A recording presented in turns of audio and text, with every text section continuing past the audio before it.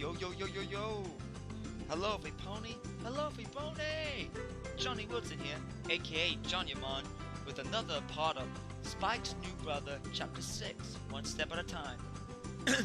This is part 3, and hopefully the final part. We're gonna have to see. Okay, last time we left off, Luna and Celestia were wondering how they were gonna find Spike and John. Because they basically bolted after all the craziness went down when Celestia announced Spike to marry 7 mares and John was to marry Luna. With the help of Twilight Sparkle's parents, they bolted for a summer home in the Everfree Forest.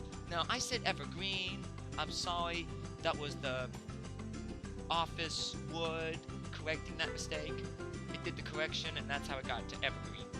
But right now, meanwhile, Twilight and the other 6 other mares were just laying down the law with Cadent and Shining, you know, basically saying to each other, this is how it's gonna go down, and, you know, telling each other you're not gonna hog them all for themselves. Then the princesses showed up, Celestia and Luna, but they had one little problem with all the bickering. Had one little kink. They could not find the summer home in the Everfree Forest. Why? Twilight's mother and father used a magic block rune tablet. They embedded every single thing, to the nails, to the windows, everything was imbued. Which means, no matter how hard they tried, they couldn't find it. So that's the main problem. Until one Pegasus, who many know and love, she's a muffin-eating maniac, Derpy Hooves. She's the bubbly personality. She makes you always smile. She doesn't care who you are, what you are. She's just one of those laid-back ponies that everybody loves. And that's Derpy Hooves. And she says that she found John and Spike. She had found the home. What does this mean? Will our heroes manage to get away? Well, there's only one way to find out. Alright, this is when Celestia just heard word of Derpy. Celestia looked at Luna with a confused look. Luna? Did she just say what I think she just said? Luna smiled the biggest smile she could give, nodding happily. Yes, sister, it seems Thai has found the house.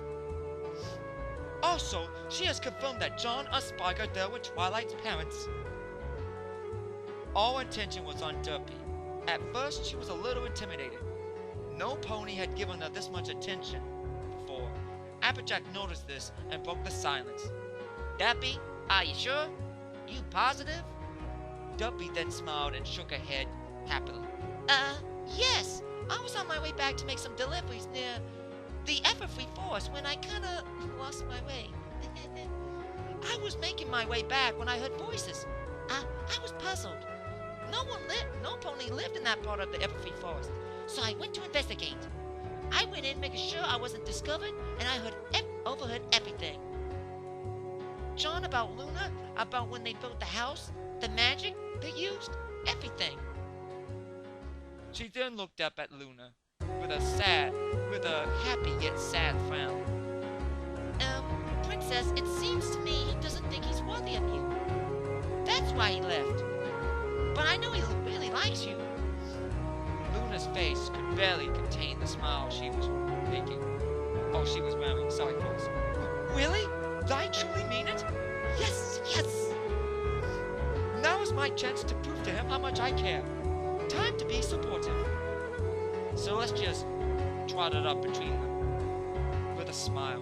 That smile, little sister. Give it all you got. Derpy, can you take us to the house?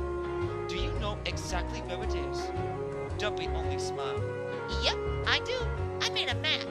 She went into her saddlebag and pulled it out, and she did the logical thing to do, and gave it to Twilight. She heard Twilight was good with maps and charts. Twilight examined it carefully, her eyes widened in excitement. I know this location, Derpy. It's not far from here, and we can be there in less than an hour. Celestia clapped her hooves together to get everybody's attention. All right, Diffy Pony. We've been sitting here talking about about this now, and it's time to put those words into action. If you truly care, now it's the time to show it. Twilight and the others looked at each other, then shouted in unison, "You bet! Let's go!" Celestia smiled. "All right, Twilight, give me the map. Every pony, gather around me and Luna. I need your help. With our combined strength, we should teleport right to this location. Are you ready?" Every pony nodded in agreement. Celestia once again had that coy smile on her face. "Then, let's go," she said with a smile. Her horn had begun to glow, and as did Luna's. The light then covered every pony in the room, and it started building and building until all that could be heard was a loud pop. Now in the doorway was the maid, Rose. She had overheard every single thing that they had said, from beginning to end. She only shook her head and looked up to the ceiling. Really? 1 day and 3 hours? That's all you could give poor John and Spike to hide? Come on! Well, hopefully they picked out their tuxedos and written their vows, she said, chuckling as she once again went on her way to do her usual duties. Meanwhile, back at the summer home, John had been pondering what happened last night. Meeting Spike, being adopted by Celestia, and then engaged to her sister, Princess Luna of the Night.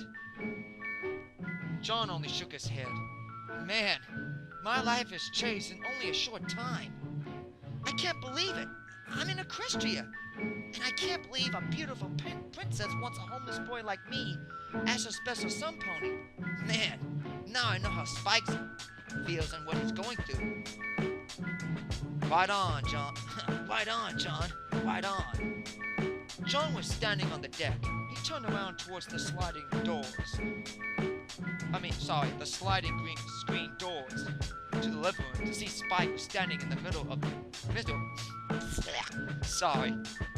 He turned around towards the sliding screen door to get to the living room to see Spike standing in the middle of it, rubbing the back of his head with his claw, still shaking the grogginess off. Did I hear you right? You're against whom? Spike smiled and leaned. John smiled while chuckling at John. Well, if it isn't Sleeping Beauty, enjoy your nap. Spike only frowned. Ha ha ha ha ha. Very funny. Now tell me, what's going on? John then proceeded to tell Spike on the events following Spike passing out, of course.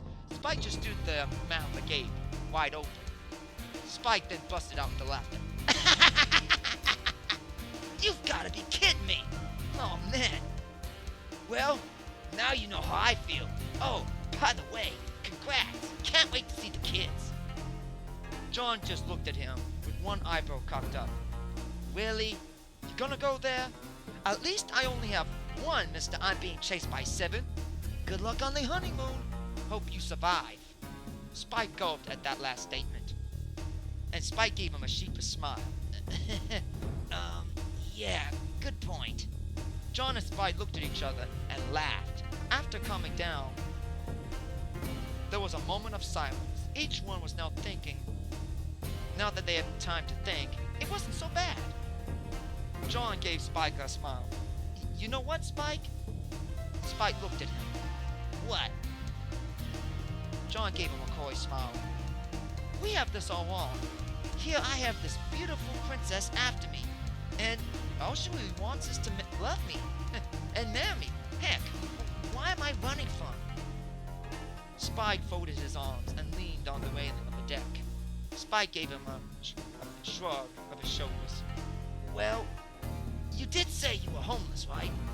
I guess you're used to being hurt and not knowing what love is. But just so you know, an alicorn's like Luna.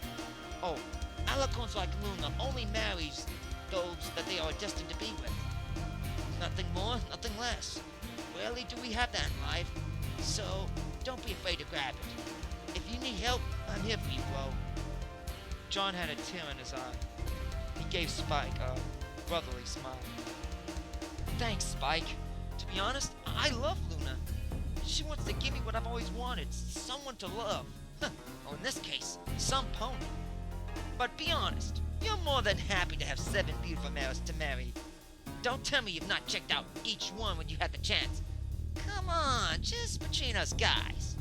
Spike blushed and looked to the left and then to the right to make sure he wasn't being heard or seen. Well, yeah, who am I kidding? Of course I have. I'm a team. It's what we do. Can you blame me? John looked at Spike. John and Spike only looked at each other and then laughed together. Ha! I knew it! What?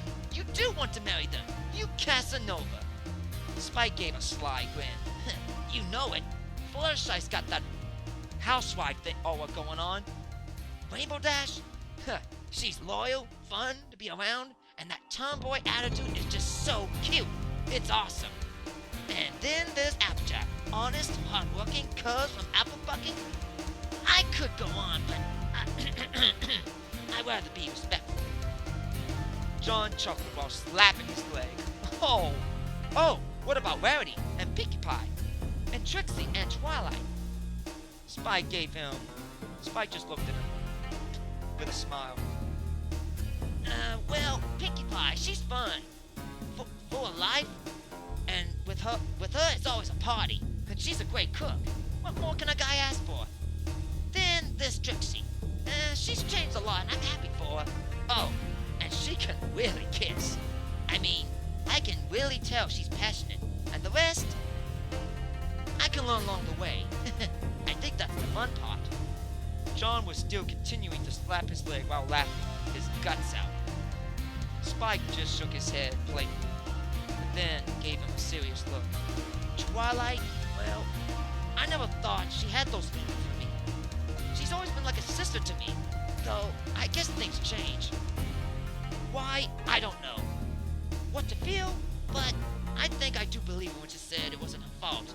If we talk more, yeah, I want her and me together, he said, smiling a manly smile. A smile of a young dragon that knew what he wanted. The same went for John. Then he gave him a surprised look. Like the one he's like, that looks like, oh, I knew I forgot something. Oh, what about Rarity? Spike snapped his head towards John, surprised. Are you kidding me? 3 years! I have been after her. 3 years I have been her pincushion. I didn't care. And I didn't care. I have taken on diamond dogs 5 times my own size. Still nothing. After a while, I decide to give up on her. And what happens? She kisses me! And tells me she wants to marry me. Kids! Kids! I'm on cloud 9 over here, and I really don't want to get off. Spike then noticed John rolling on the floor from side to side laughing.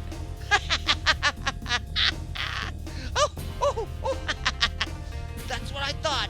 I repeat, you Casanova. Your father must have been one heck of a romantic dragon, and you inherited his gift of slaying women. Spike gave him a coy playboy smile. I must have, and I love it. Let no man be safe from Casanova Spike. John and Spike looked at each other, and once again, they busted into laughter. But this was soon to stop when they heard the sound of a grocery bag hitting the floor. They turned around, as they did, saw Mr. and Mrs. Sparkle in the kitchen staring at them. They walked into the kitchen worried about their parents. John was the first to speak. Mom? Dad? Are you alright? Spike looked at them in confusion as well. Is something wrong? Nightlight shook himself out of the daze he was in. No, nothing's wrong. Twilight Velvet shook herself out of the daze as well. And in a way, yes. John and Spike were now more confused than ever. They both looked at each other and back to their parents and said in unison, huh? Just then, the boys heard a very familiar voice that answered the question on why the parents were acting that way. My. I'm glad to see and hear that you two finally understand your feelings. Spike and John froze in place, the color draining from their bodies. Spike turned around quickly. Mom? John did as well. Princess Celestia? He then noticed Luna right beside her, blushing profusely. She heard John finally admit that he loved her, and once again she was fidgeting with her hooves. John gulped. Uh-oh. Spike looked to the left to see Twilight and the others had also heard him and his entire conversation on how he had been checking out 6 of his dearest friends out. Each one of the girls' faces was bright red. Applejack trotted up right next to Fluttershy and gave her a coy smile. "See? I told you he was checking us out," she said with a wink towards Spike. Rainbow Dash flew up to Rowdy with a sly grin. "And I told you, don't underestimate us. He's not your Spiky Wikey anymore." Pinkie Pie was next up. Spike finally told her what she wanted to hear, and Pinkie Pie couldn't stop smiling. "Oh, Spiky Bear, I am so happy. And don't worry, I'll ensure your meals will taste great. After all, if I'm going to be a mom, I have to be a great cook," she said with a squeal. Applejack trotted up to Spike. She too had a sly grin on her face, and she hadn't forgotten what Spike said about her. "So, you love good, hard-working cowgirls with curves, huh?" "Well, partner, I'm happy to oblige you, darling," she said, nuzzling his cheeks. Spike's face turned crimson red with embarrassment, but it was not over yet. Rarity came up next. "Darling, I am so sorry. I knew I made you wait, and no, I have not forgotten all the things you did for me and why you did it. You did it out of love, and I should have at least told you to wait for me, or I would wait for you."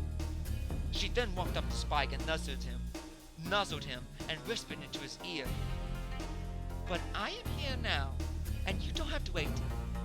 You may be at Casanova, and yes, you have slain many, many mares, but we're the only ones you can slay," she said, finishing kissing his cheek. Now, if Spike's red could turn any redder, it would explode." Twilight Velvet heard every single word and was blushing. Oh my, it seems we only added to the situation." Nightlight nodded his head with his wife. "Yep, instead of cooling down the situation, we heated it up." Spike shook his head, trying to calm himself down. He then noticed Twilight. She was in the far back. She noticed he was looking at her, and she trotted up right to him, and a hush came over the group. Twilight nervously spoke to Spike. "Spike?" Spike looked at Twilight dead in the eyes. "Yes, Twilight?" Twilight was very afraid. Is what you said true? Will you give me another chance, and maybe a chance to be more?" Spike rubbed the back of his head with his claw, and then he began to pace back and forth. Every pony gave him room. Twilight watched on nervously. In just a few seconds, what he was about to say was going to determine the future. Spike then stopped and turned around, and once again looked at Twilight right in the eyes. He looked at her with a stern face, but then something happened. Twilight began tearing up. Upon noticing that Spike gave her the same usual goofy, coy smile he had always given her, right then and there, she knew the answer. "Of course, Twilight. I forgive you. Now every pony to Celestia, to Mr. and Mrs. Sparkle, to Cadence and Signing, which were in the very back listening to all this happy, and out of breath from laughing too hard. But they were happy. The family was once again together. Celestia was extremely happy her son was no longer suffering, and the good news was even greater. In her mind, he was on board. Yeah, like I said, Mama Mo kicking in. John watched the event unfold with tears in his eyes. "That's my brother. You go, Dragon." Just then, Luna nuzzled his cheek. This surprised him a little. He didn't notice her getting that close to him. Just then, he noticed all eyes were on him. In his mind, he thought, "Oh no, I know where this is going. Oh, bucket, if you can't beat him, join him." Luna was about to speak, but John placed a finger on her lips to quiet her. "Shh, Luna, listen. I was scared. I've never known love, so it came as a shock to find out I'm going to be your husband. And it's more than a guy could dream of, and I'm living the dream. And if you still want me, you don't mind me being a human, well, what I mean to say is, Every pony and dragon leaned in to hear on what he had to say. They really wanted to know. Luna's eyes glistened with anticipation. Luna, will you be my special sun pony? He yelled. There, I said. But instead he was cut off. Yes, yes, yes, yes. Of course I will. Oh, honey. Whoa! Was all John could say before Luna speared him to the ground and stole his first kiss, which was hers as well. The moment that happened, every pony cheered from the top of their lungs. It's about time. Oh, sorry. It's about time, Celestia said, as she said it, bouncing up and down like a little kid with tears in her eyes, happy for a little sister finally finding love. Took you long enough. Luna and John broke the embrace. Luna said with a smile, No kidding. John and Spike still looked confused. Oh, this is John. No offense, but how the hey did you find us? Celestia had a coy smile on her face. Yes, you had your moon magic to protect you, but you overlooked one pony. At that point, said pony showed herself. That's me! John and Spike face-slapped themselves and shouted in unison, Duppy, of course! Shouldn't have seen that one coming. Everybody and pony laughed, but once again, the sinister smile came to Celestia's face. So, now that we have everything sorted out, John and Spike gulped. Oh no, here we go again, they said in unison, but this time they cut her off and stood their ground. Hold on, said John. We know you want us to marry, but there's things we need to do. You know, stuff to sort out. We can't rush this. Spike nodded in agreement. That's right. Don't worry, Mom. We're not gonna skip town on you girls. Celestia nodded in defeat. Okay, I know you're serious. I guess I went overboard, but there's one thing I must know. Twilight jumped in. Yes, I need to know something too. Spike looked at Twilight, rather funny. What is it, Twilight? You can't be serious on wanting to marry... Spike looked at Twilight's eyes. As his went as small as pebbles, Twilight was blushing ear to ear. Well, he said with a goofy smile, that answers that. And I'm guessing I know the next question you're going to ask. And this involves me and John. John nodded in defeat. Yeah, me too. Luna and Celestia and the girls nodded. Trixie then trotted up. Why, of course, isn't it obvious? John and Spike looked at each other nervously as they both chuckled. But all the two could... Well, that was basically all they could say before they heard what they were expecting. Every pony shouted in unison, What day is the wedding going to be?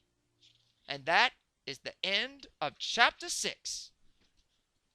Thank you, every pony. Thank you, every brony. Whew. Finally, Chapter 6 is done. Listen, I'm sorry if I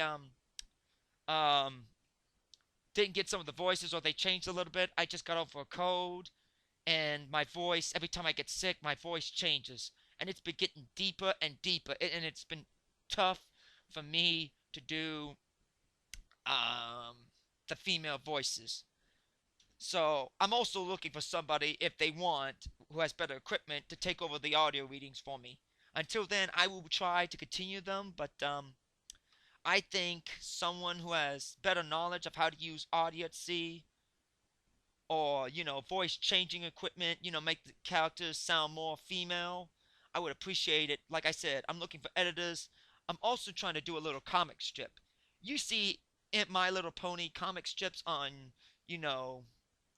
YouTube, some about Twilight, some about Rainbow Dash, and some about Dumpy Hooves. I want to do that, kind of like make a little short series. The first chapter be like, showing. I want the comic to be exactly like how it's written in the story, every detail, something like that. But, like I said, if anyone has a friend or so that wants to try the story out, and wants to read it, has better equipment, I would like somebody, who has skills like My Big Brother's Watching You, or someone who has similar skills, or at least good skills. I'm looking for that. I know I'm sounding like a, like I'm sounding like a big shot, but no, I'm just asking for help because to tell you the truth, it's getting tough for me to do this. I get so nervous, and it's not like how it used to be. At first, I used to do it, but then more people start watching. I get nervous every time I do this. It's nervous, people.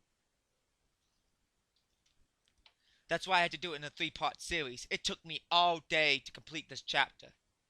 And this was the only time I could do it. And because every time I get into the story, I'm adding new characters, yet I'm trying to, hone in on those characters' personalities, those traits, those attitudes, and just try to be the best version of that character I could possibly be.